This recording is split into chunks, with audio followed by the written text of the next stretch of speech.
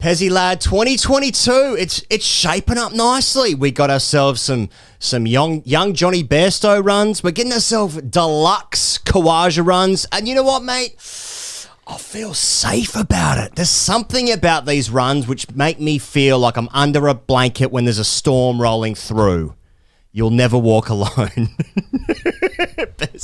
Welcome back to the great cricketer, Sam Perry. Oh, look who it is, everybody. It's ATCO here, India's leading digital insurance company, rolling in here, sponsoring our videos, insuring our life, or whatever. Pez, do you feel safe with Khawaja runs? Oh, mate, haven't felt safer this year, you know, particularly under the cloud of the virus that we've so publicly spoken about as to double vaccinated humans. Couple of jabs. It was very, very welcome runs. And yeah, today, mate, sorry, tears again. His wife, his kid. Oh yeah, mate, I got issues. I got issues, but happy to have them. But yeah, another 100 was a 101 not out today. Yeah, a bit of declaration stuff, but it was Khawaja in full flow. Sydney bathed in sunlight. Can't really be asking for much more, you know. The whole series is a bit of a tribute act now anyway. England enjoyed their best 2 days of the series in the previous 2 days, and then it was just sort of back to normal today. Just Australia, do what you want, set it up. We're just here. We're just Washington Generals. Mate, and we've got to give a shout out to whatever Bairstow did last night. It must have been a Sydney Triple C, the Century, the Circuit, the Chop. It must have been. Has to have been. Must have been. Come on, Johnny. Come on. Let us know, Johnny. For those of you who are just tuning in to see what the scores were today. Oh yeah. England got 294. Australia 265 declared. They said England 358 to win. England are no loss for 30 runs for the time being. They need 358 tomorrow. Australia got to take 10 wickets to win the game. Yeah, it might be a bit of weather around. Maybe not. I don't know. But that's what's happening. But Pez, give me the talking points of the day, please. Let's just start with Uzi. And I don't really know when to start. I know when to start now, I think. But there's a red light flashing saying that now you talk.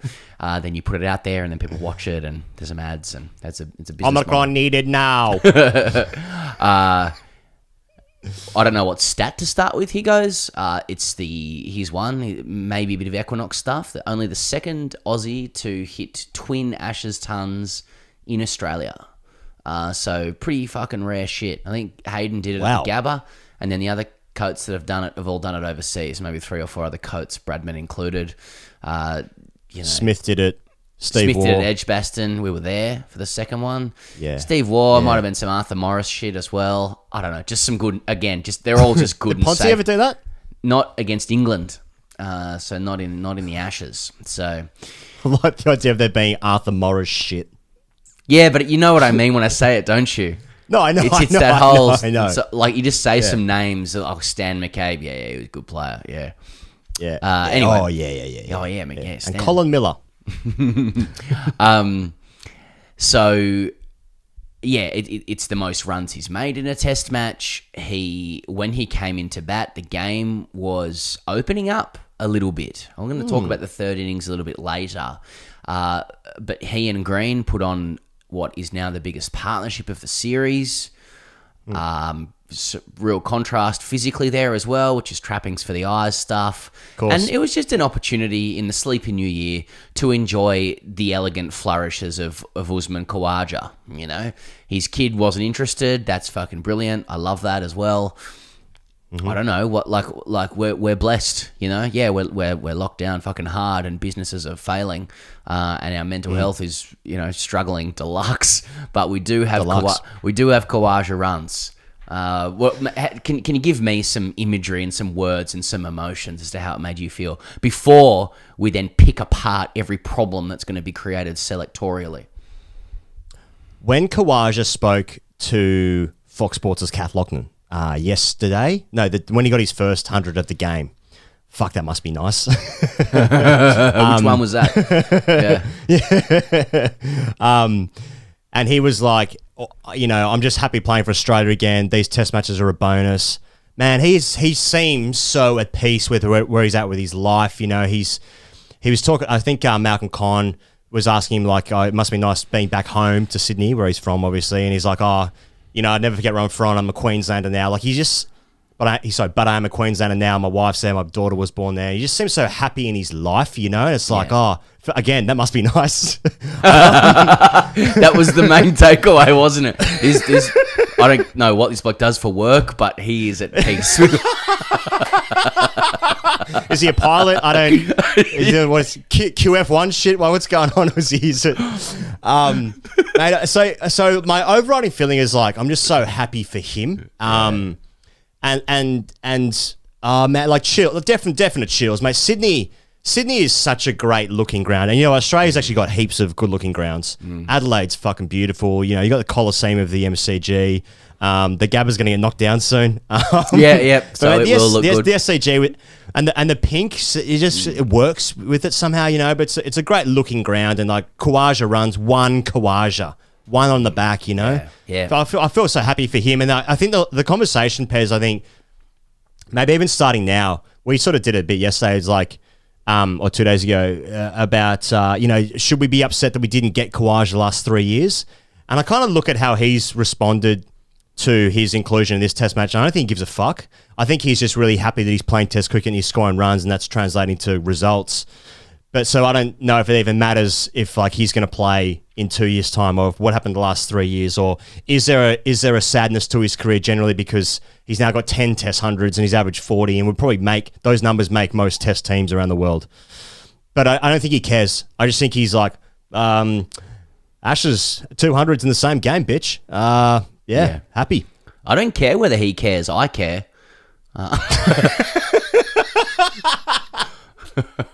Yeah, there's like it feels too soon because the game's literally still on to start the recriminations for how a guy who has hit twin tons in an Ashes game was somehow contrived to be out of the side for that long. And as ever with these things, you must be suspicious of the oversimplified explanation. It is more complex than just, well, he stood up to Langer, so Langer had it in for him. Though I think there's a kernel of truth to that. Khawaja is too wise and too at peace in his life. Again, I don't know what he does for work, but to make those comments, But I'm sure that is part of it. He also was out of form, but he may also have been in an environment that wasn't working for him as well. He did for a long times look like he didn't give one about cricket. He had other things going on in his life. So to your point, you're right. He's not there now, and so the question becomes what of the next Test match and beyond. But I think forget even beyond, that will take care of itself. I mean, he's going on tours regardless, and there'll be horses for courses stuff. There'll be fucking virus stuff. Things can change.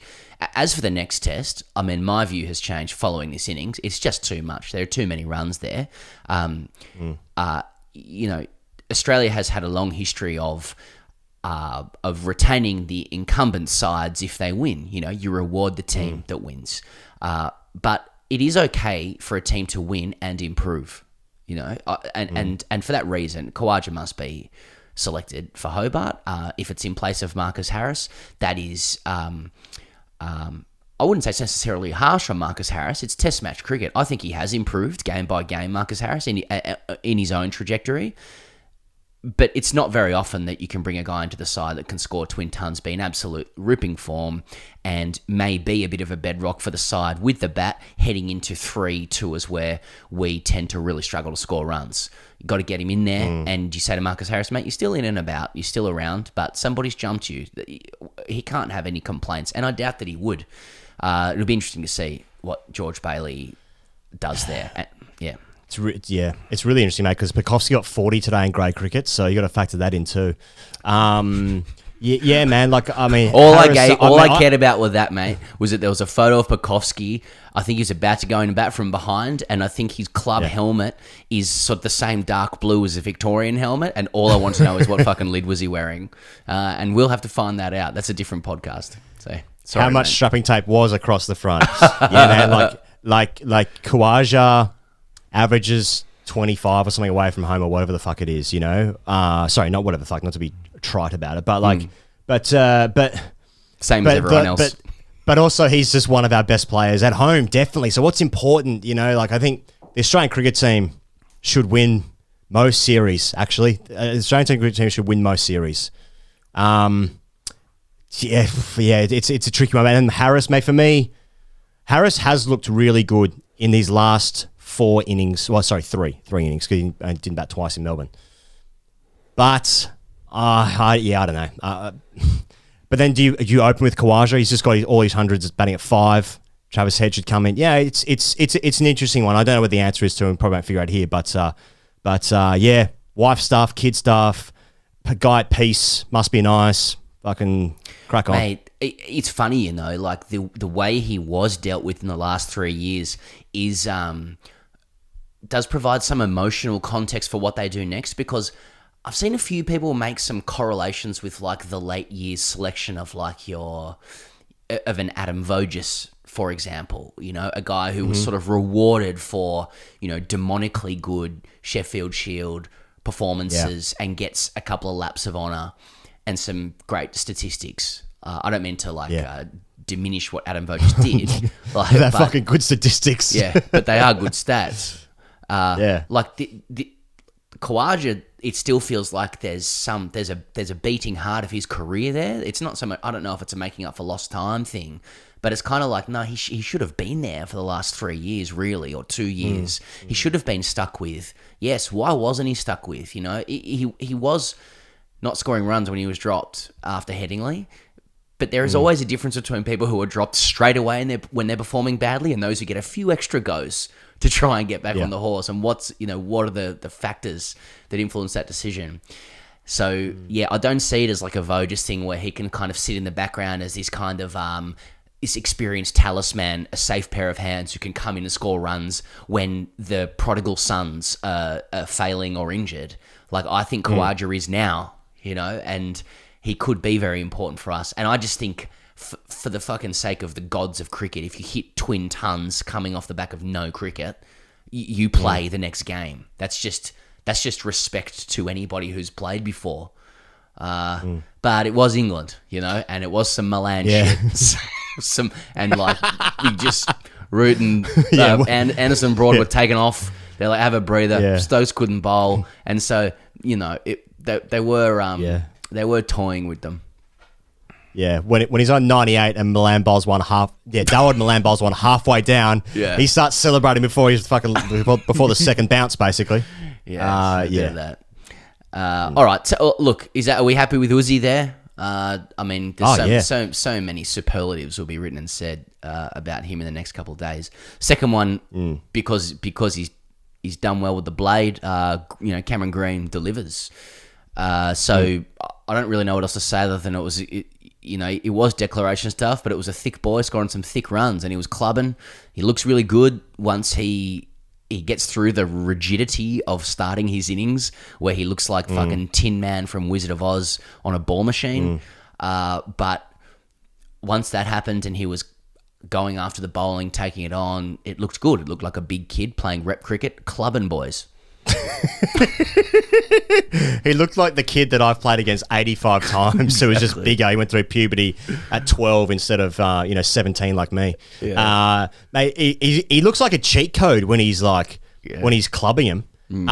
But everything else around that, I'm still like, what? Like he's got a great first class record. Everyone, I think, in Australia knows, maybe even England as well, can see like, oh yeah, this guy is going to be the fucking real deal. And he's playing in a team where, for the most part, they're winning lots of games. Obviously, he lost the series last year against India, but he did okay. I like it when he's fucking it's shackles. It's shackle stuff, isn't it, mate? Like when it's off, fucking cleanest balls I've seen in a minute. Exactly right. It's shackle stuff. Yeah, it's a bit of Arthur Morris stuff. It's shackle stuff. But you know what? He actually, when he got 50, he's still really awkward. He got 50, and then he went to hug Khawaja. Yeah, like Khawaja just got 50. Mate, it was. We weren't getting the body involved. Yeah, it was more sort of all it was hand, and I don't know if those guys had met before the test match and stuff as well. Like, if you got like mates, you're like in a group of mates, but there are some certain combinations within mates that don't actually work together. Like they need connectors. I feel like that's Khawaja and Green, But now they might actually become great friends off the back of that. That's right. I can't. I'm sure someone will correct this, but like. I feel like it's been a little while since Australia's number 5 and number 6 just had a partnership. Like normally, if Smith or Labuschagne or Warner don't get the runs, you're pushing shit up a hill, waiting for like Cummins and Stark to nerdle something around for a total. Yeah. Like normally, if the top order don't get runs, the middle order don't tend to fix it. And so it was nice that they fixed something because they were wobbling there a little bit. Do you want to get into the third one?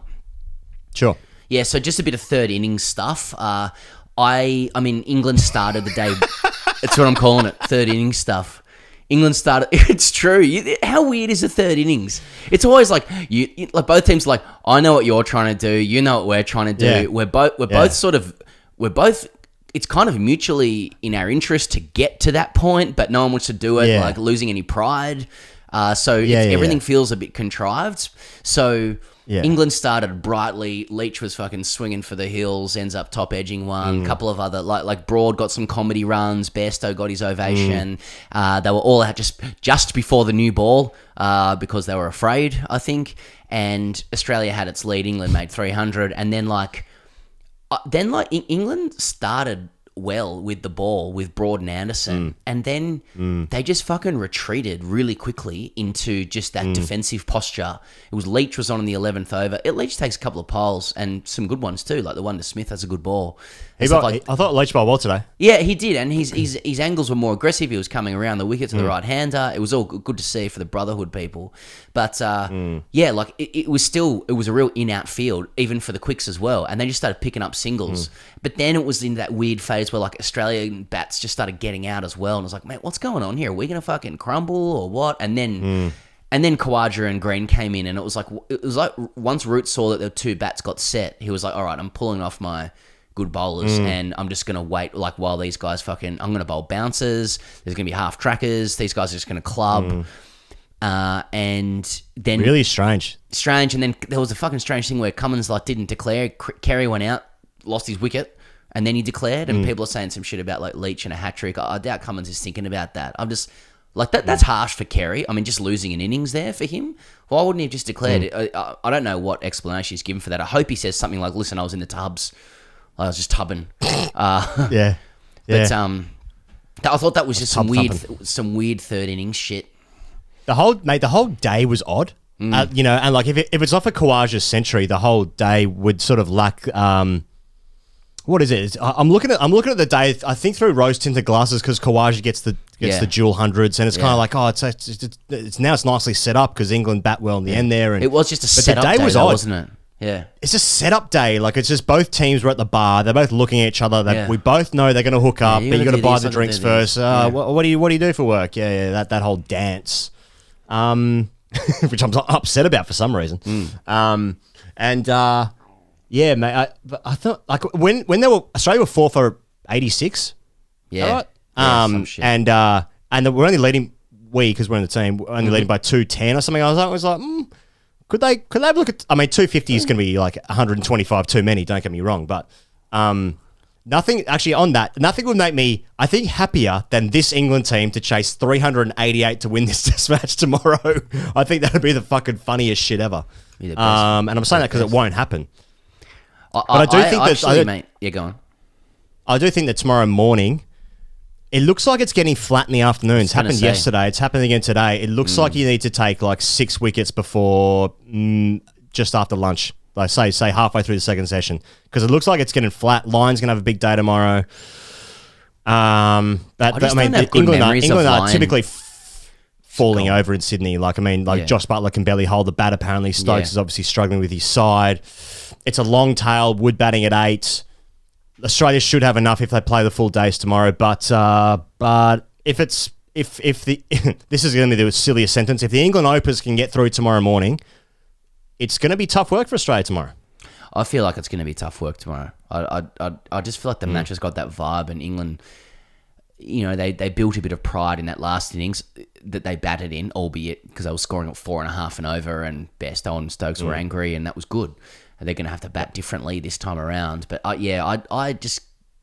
don't know. I just have a feeling like I think I'm probably scarred by the number of times I feel like I've seen Australia really struggle to knock a team over in the fourth innings when the batting conditions are okay. And I feel like you're exactly right. The pitch is getting better as the day goes on, and so it's getting harder and harder. And Australia can look quite benign in those situations. Lyon can look benign. I mean, they took Lyon apart in the first innings. Happened last year, mate, against India. Yeah, exactly. And these teams are quite similar, India and England. But yeah, I think, I think it's going to be. It may be close in that respect. I mean, Graham Thorpe said, I'm looking forward to the boys securing a draw, so he's like ruled out a win already, which I guess is good. Yeah. So yeah. I don't know. I've just got a feeling it's going to be tough work for Australia tomorrow. Yeah, I agree. All right. 4-0. Hashtag AskDGC. 4-0 before lunch. Thanks to not Mark Atkinson, but Acco. Chris K. Mead writes in, boys, has there been a greater got Alfred moment than Pat the Pope Cummins on Leachy there? Yeah, nah. No hat. I think he means hat trick. Even opportunity. Leachy, laddie. And then it's just fucking strewn with dots everywhere. I mean, I think I sort of addressed that before, but did you see anything in that? He goes, did you like that? I didn't see anything in that exchange. And I legit thought Leach would bowled really well today. And he has had, I don't imagine the emotional roller coaster he must have been on in the last 18 months, not just this tour. And so I'm really happy for him because he seems like a fucking ripping bloke, obviously friend of the show. And he bowled really nicely, and he picked up a couple of nice wickets today. Bigger outfrings probably happened yesterday with the fuckwits and the members trying to fat shame Bairstow. I mean, by the sounds of them, they sounded like they were about 19, and you're allowed to be 19. But just why does it always have to be Sydney? It's because Sydney has a higher concentration of coats, and I can say that mate, as it really does, from man. There.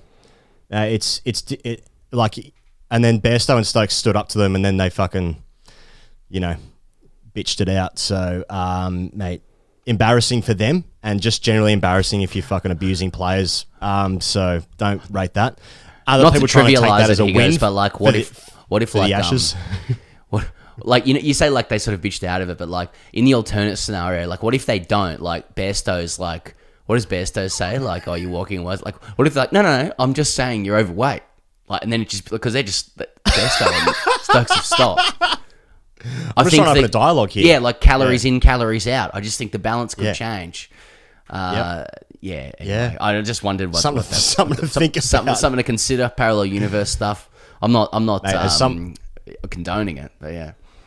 As someone who has eaten and drinking their way through the pandemic the last 2 years, I'm not fucking touching that. Mate, please don't get me wrong. I'm not fucking for it either. I'm just saying it just would have been very humorously awkward if the guys had this is just what I'm talking about. Open up a dialogue. I'm actually a dietitian. Just from a social rhythm kind of perspective, I'm not for it. Those guys are fuckwits. Yeah. All right. Nice one, Pez. Thanks to Acco as always. Thanks to you guys out there. Day 5. What's going to happen? 4-0.